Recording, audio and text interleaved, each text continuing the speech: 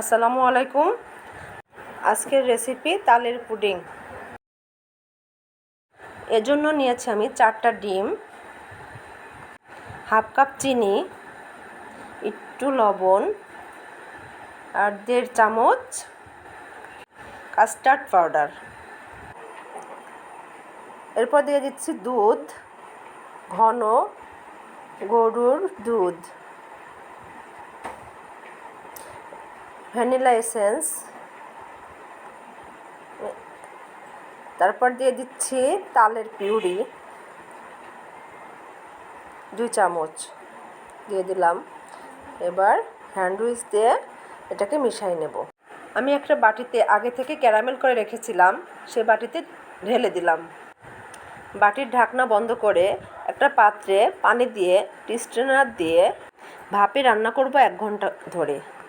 তারপর ঠান্ডা করে ফ্রিজে রেখে পরে মোল্ড আউট করব এবং পরে কেটে পরিবেশন করব। Please like, comment and share it. আল্লাহ হাফেজ।